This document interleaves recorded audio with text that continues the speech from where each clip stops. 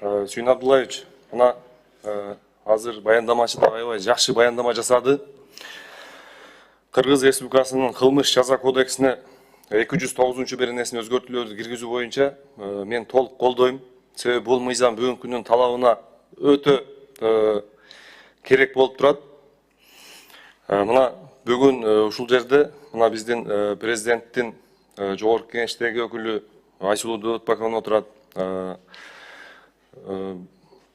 Башкы прокуратуранын орун басары Үмүткан Нургазиевна отурат. Ички иштер министринин орун басары Эркебек Жумабекович отурат. Мага өтө көп кайруулар келип атат да, Сүйүн Абдуллаевич.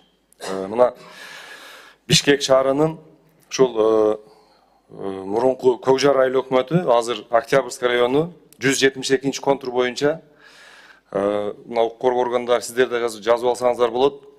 Президентибизге да кайрылып атышат, Камчыбек Кыдышаевичке да кайрылып атышат. Ошол жерде элдер көптөгөн участоктор сатып алышыптыр да. Сатып алган, бирок мошенничество менен иш козгобой эле материал сотко өтүп кеткендигине байланыштуу укук коргоо органдары эч кандай чара көрө албай атышыптыр да. Ошол жердеги мошенниктерди мындай тыкыр иликтеп чыгып туруп бир чара көрүш керек да. Ушул боюнча мына Айсулуу Дөбөтбаковна, сиз дагы ушул жетекчилерге, тиешелүү жетекчилерге бир тапшырма берсеңиздер. Аябай суранып атышат. Биз ушул мигрант болуп Россияда, Кореяда жана башка өлкөлөрдө 10 жыл, 20 жыл иштеп келип, ошол жерден 172 контурдан М2-10 деп коет экен. Ошол жерден участок сатып алып, үй курдук дейт, жер сатып алганга миллиондогон акчаларды короттук, курулуш акчаларды кетирдик дейт. Бирок бүгүнкү күндө келсек, мына мэриядан келип туруп биз суноос кылабыз.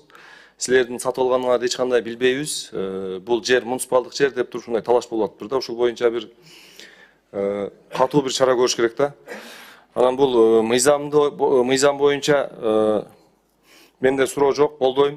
Бүгүнкү күндө бул бүгүнкү күндүн эң талабына ылайык келген мыйзам 209 беренеге өзгөртүүлөр, толуктоолор киргизилип атат.